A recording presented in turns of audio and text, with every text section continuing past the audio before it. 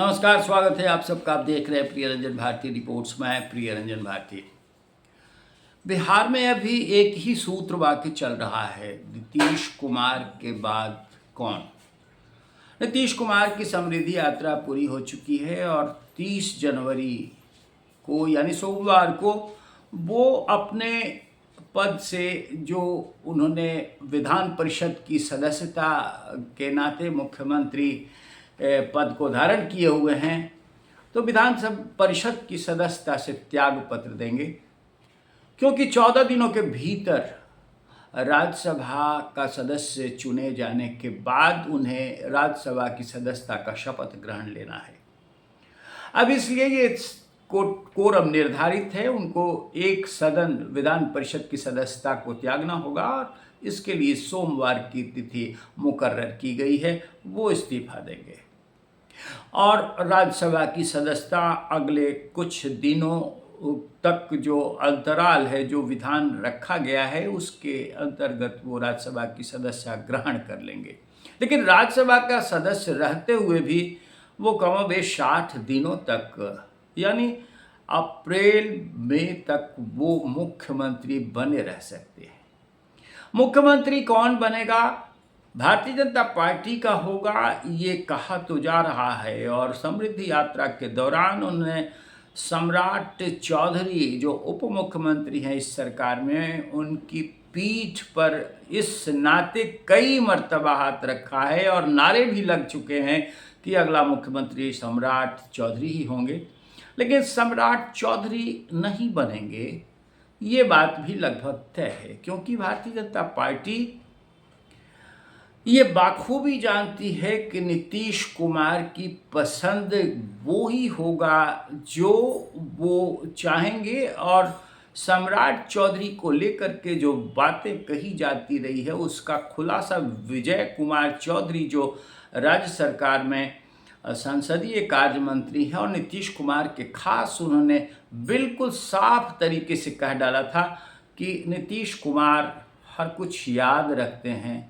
आपको याद कराने की आवश्यकता ये है कि नीतीश कुमार को हटाने के लिए इन्होंने अपने सर पर पगड़ी बांध रखी थी और ये कहा करते थे कि जब तक नीतीश कुमार को मुख्यमंत्री पद से नहीं हटाएंगे तब तक वो अपना बाल नहीं कटवाएंगे। बाल बढ़ा रखी थी और वो स्मरण कराते हुए विजय चौधरी सरे मंच से ये ऐलान कर चुके हैं, नीतीश कुमार की याददाश्त बहुत अच्छी है, ये सब कुछ बाखूबी याद रखते हैं।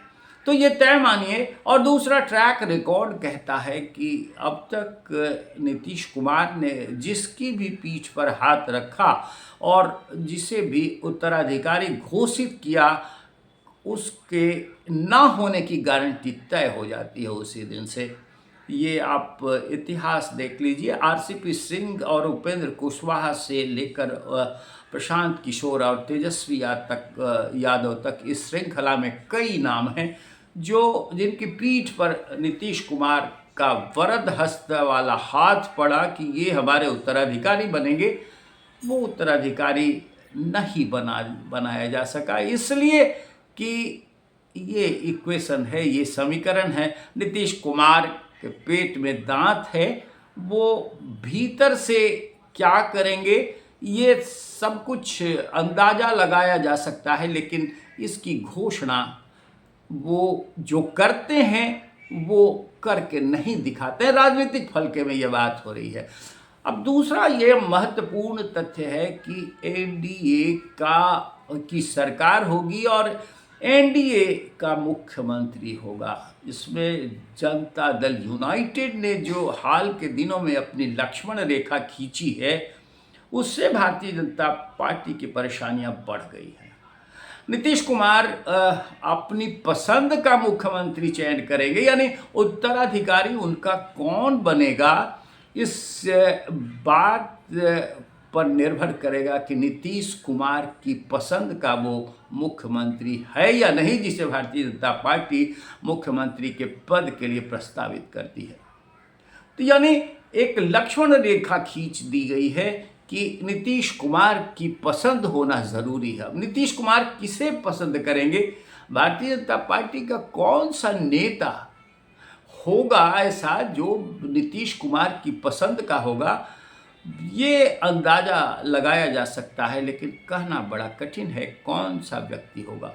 भारतीय जनता पार्टी के सामने ये भी एक लक्ष्मण रेखा खींच दी गई है कि जैसे हरियाणा में और जैसे दिल्ली में, राजस्थान में, मध्य प्रदेश में चौंकाने वाला नाम एकदम से नवागंतुक चेहरा ला करके भारतीय जनता पार्टी ने उसे मुख्यमंत्री बना दिया और चौंका दिया था, लोगों को हैरत में डाल दिया था। वो परिपाटी बिहार में तो नहीं चल पाएगी। जिस तरह से लक्ष्मण रेखा इन्होंने खींची हुई है, यानी भारतीय जनता पार्टी के सामने जो सीमाएं रखती हैं उसकी बदौलत अगर हम बात को आगे देखें तो नीतीश कुमार की पसंद का होना भी भारतीय जनता पार्टी के उस मुख्यमंत्री चेहरा के लिए एक ज़रूरी प्रतिबद्धता होगी और ये प्रतिबद्धता फिर भारतीय जनता पार्टी को सहमा देती है, एक कदम पीछे धकेल डालती है। वो सीमित हो जाती है कि हम मुख्यमंत्री की नापसंद का रिस्क तो ना लें, क्योंकि भारतीय जनता पार्टी के पास ये एक बड़ी मजबूरी है और वो व्यवस्था उस पार्टी का नेतृत्व बाखूबी जान रही है। वो व्यवस्था क्या है? वो व्यवस्था है कि मुख्यमंत्री के ऑरा के आगे, यानी मुख्यमंत्री नीतीश कुमार के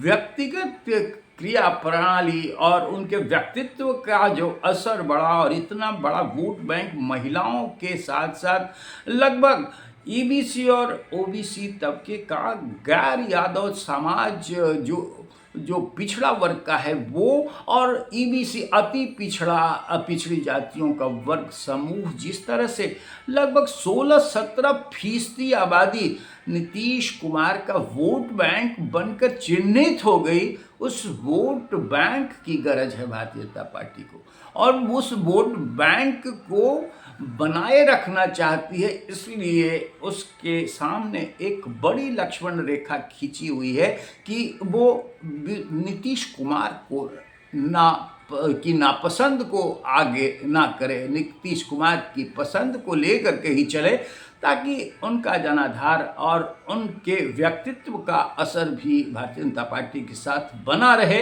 एनडीए के वोट बैंक का वो हिस्सा अक्षुण्ण बना रहे, वो इस प्रयास में है। और ये एक दबाव है, ये एक राजनीतिक व्यवस्था के साथ साथ एक दबाव भी है, जिसके चलते जनता दल यूनाइटेड भारतीय जनता पार्टी जैसी बड़ी पार्टी का मानसिक रूप से दोहन करती हुई नजर आ रही है।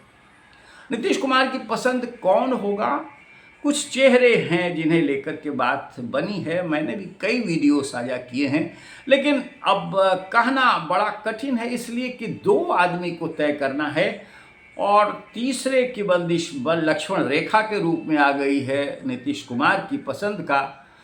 तो 2 सिर्फ वो हैं जो सब कुछ तय करते हैं और वो हैं प्रधानमंत्री नरेंद्र मोदी और गृह मंत्री अमित शाह। जिन नेताओं के नाम चल रहे हैं, चाहे वो संजीव चौरसिया हो, राजेंद्र गुप्ता हो, या फिर प्रमोद चंद्रवंशी हो, या डॉक्टर विधानसभा अध्यक्ष डॉक्टर प्रेम कुमार हों, या कोई और महिला नेता हों, इन सब के नामों की चर्चा के बीच में जब उनसे संवाद स्थापित किया जाता है, मैं खुद जब उनसे बात करने के टटोलता हूँ तो वो सीधा यही कहते हैं कि हमें कुछ नहीं पता, पता तो सिर्फ आलाकमान यानी उन 2 लोगों को ही है। वो क्या करेंगे, किसका नाम तय करेंगे? संघ की ओर से यानी आरएसएस की तरफ से इतनी बात ज़रूर बता दी गई है कि या तो फिर पिछड़ा वर्ग या अति पिछड़ा महादलित वर्ग का कोई नेता चुन के सामने आए तो ज़्यादा वो सटीक होगा और कारगर भी होगा, क्योंकि EBC vote bank Nitish Kumar के साथ पूरी तरह से इंटैक्ट है और एनडीए का वोट बैंक बना हुआ है भारतीय, या ये बिहार में लगभग 34-35% जो वोट बैंक है इस वर्ग का, उस वर्ग का प्रतिनिधित्व मुख्यमंत्री के रूप में दे करके भारतीय जनता पार्टी उस समाज के वोट बैंक को बिल्कुल आरूढ़ बनाकर अपने साथ लेके चलती चली जाएगी। ये एक बड़ी गुंजाइश है। इसलिए कहा जा रहा है कि ईबीसी समाज से या फिर ओबीसी वर्ग से जो पिछड़े तबके के लोग हैं उनमें से कोई चेहरा निकल के सामने आए। एक सबसे बड़ी जो उसके लिए बाध्यता है और जो सबसे बड़ा क्राइटेरिया तय किया गया है वो कि संघ का अपना कैडर हो, यानी विचार परिवार का सदस्य हो, विचार परिवार से बाहर का ना हो। उस लिहाज से कई नाम छट जाते हैं जिसमें सम्राट चौधरी भी आते हैं। कि सम्राट चौधरी भारतीय जनता पार्टी में तो हैं, लेकिन वो कैडर नहीं है, संघ घराने से नहीं आए हैं। वो भारतीय जनता पार्टी में आयातित नेता हैं, दूसरे दलों से लौट कर। हालांकि दूसरे दलों से आए हुए कई नेता शीर्ष पदों पर हैं और कई मंत्री पद को सुशोभित कर रहे हैं, लेकिन इस बात को लेकर भारतीय जनता पार्टी बहुत ज़्यादा नए प्रयोग नहीं कर सकती है। अपने विचार परिवार से बाहर के दायरे में वो जाना पसंद भी नहीं करेगी, क्योंकि कई रिस्क उन्होंने उठाए हैं। भारतीय जनता पार्टी इससे सहम कर चल रही है, फूंक कर कदम उठा रही है। अब जो ये समय सीमा निर्धारित की गई है मुख्यमंत्री के इस्तीफे के बाद, कब तक मुख्यमंत्री उम्मीदवार का चयन किया जाएगा ये अभी से तय नहीं है। और इसमें एक और बड़ी बात ये सामने आ रही है कि अब जनता दल यूनाइटेड के नेता ये कहने लगे हैं कि एनडीए का मुख्यमंत्री एनडीए के सभी घटक दलों की सहमति से चुना जाएगा। और इसमें ये बात निश्चित रूप से देखी जाएगी कि भारतीय जनता पार्टी का जो भी चेहरा तय होता है उस चेहरे पर एनडीए के सभी परिवारों की सहमति, यानी सभी पार्टियों की का मुहर लगना बेहद ज़रूरी हो जाएगा। हालांकि ये बहुत सारी चीज़ें बंदर खाने में तय हो जाती हैं, लेकिन अब इतना आसान नहीं है जैसा कि भारतीय जनता पार्टी और प्रदेशों में कर चुकी है।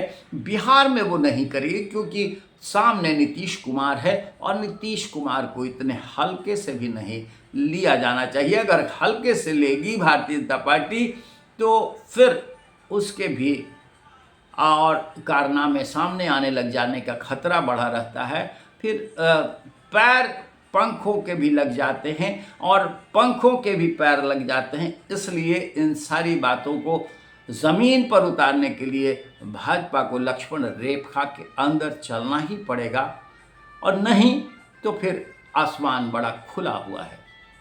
देखिए अभी किस तरह से कौन सी रणनीति के तहत नेता कौन तय होता है, ये आपको भी देखना है, हमें भी देखना है। लेकिन फ़िलहाल हम अपनी बात को यहाँ समाप्त करते हुए आपसे ये कहना चाहेंगे कि हमारे इस वीडियो को अगर आपने उचित तरह से देखा और लगा कि ये सही है तो इस पर अपनी प्रतिक्रिया कमेंट बॉक्स में दीजिए।